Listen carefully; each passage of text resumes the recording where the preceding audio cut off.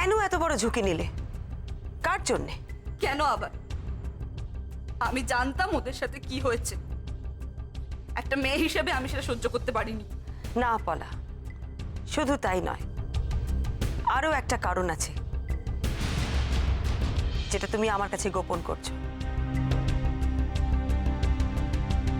সেদিন তোমার বাড়ি থেকে আমি বেরোনোর পরেই তুমি কুহুকে ফোন করেছিলে। সেই ফোনে তুমি কুহুকে একটা কথা বলেছিলে, স্যাডিকে জানিও। কে এই স্যাডি?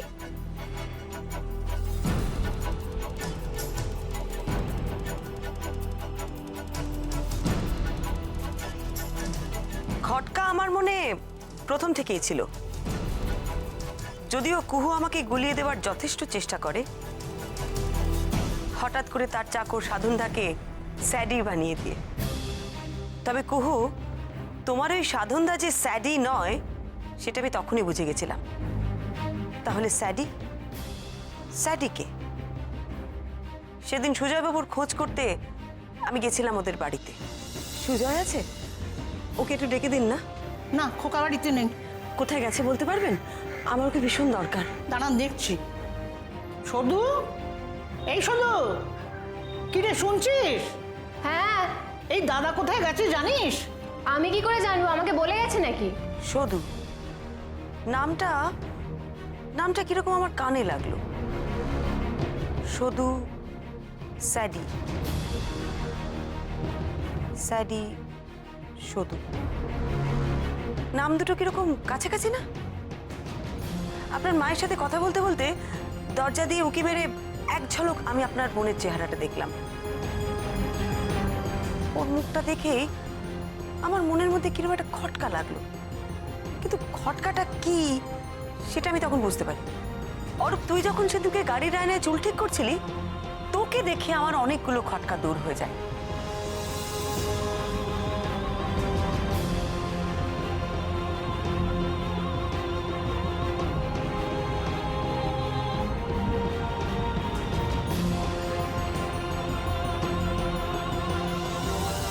আপনার বোনকে আমি যখন দেখেছিলাম সুজয়বাবু, ও চুল আঁচড়াচ্ছিল ডান হাত দিয়ে।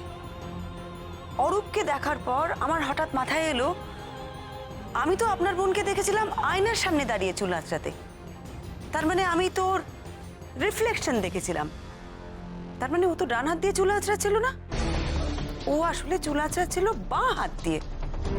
তার মানে আপনার বোন ল্যাটা, লেফটি। অনেকগুলো খটকা কাজ করছিল মনের মধ্যে। সদু, স্যাডি, নিকি সেই অবাঙালি বউ, সেই মহিলাটিকে। আমার এই খটকাগুলো মেটাতে আমি আবার চলে গেলাম হাসপাতালে। নার্সের সঙ্গে ভালো করে কথা বললাম। নার্স আমাকে বলল, নিকির বউ সেজে যে অবাঙালি মহিলা এসেছিল সে নাকি বাঁ হাত তুলে তুলে সবসময় কথা বলে, বাঁ হাতে সব কাজ করে। আমি এই সব কিছু বন্ধ করতে পারি, কিন্তু একটা শর্তে। তোমাকে আর দুর্গাকে আমাকে ছুঁয়ে কথা দিতে হবে, এর সাথে তোমরা কোনো যোগাযোগ আর রাখবে না। শোনো, আমরা এখনো তোমার মতন এতটা পাথর হয়ে যায়নি। তোমাকে ছুঁয়ে আমি এত বড় কথাটা। এটাই আমার শেষ কথা তোমাকে। দাদা ভাই, পুতুলটা না দিয়ে এসেছি। আস্তে, একেবারে বজরংবলী আন্টির হাতে দিয়েছো তো? না, আমরা তো দরজা দিয়ে গড়িয়ে দিয়েছি। ঘরে তো ঠাম্মু ছিল, তাই ঢুকতে পারিনি। মা ঘরে ছিল? এ বাবা, এটা যদি মার হাতে পড়ে তাহলে তো মুশকিল। ওনার কোনো সর্দারজির সাথে পরিচয় ছিল? সর্দারজি? না।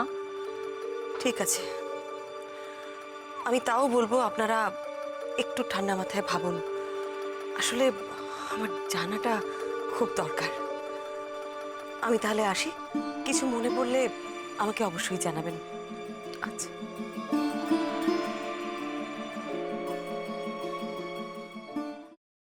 ফ্রাইং প্যানে Emami healthy and tasty refined rice bran oil গরম করে তাতে গোটা কালো সর্ষে আর কারি পাতা ফোড়ন দিয়ে ওর মধ্যে একে একে টমেটো কুচি, বাঁধাকপি বাটা, নুন, হলুদ গুঁড়ো, শুকনো লঙ্কা গুঁড়ো আর সামান্য চিনি দিয়ে ভালো করে কষিয়ে নিয়ে ওই মিশ্রণে কুড়িয়ে বেটে রাখা নারকেল, পাকা লঙ্কা কুচি আর কারি পাতা দিয়ে ভালো করে নাড়াচাড়া করে নামিয়ে নিয়ে নারকেলের স্লাইস, পাকা লঙ্কা স্লাইস আর কারি পাতা দিয়ে সাজিয়ে সার্ভ করুন বাঁধাকপির ঝাল।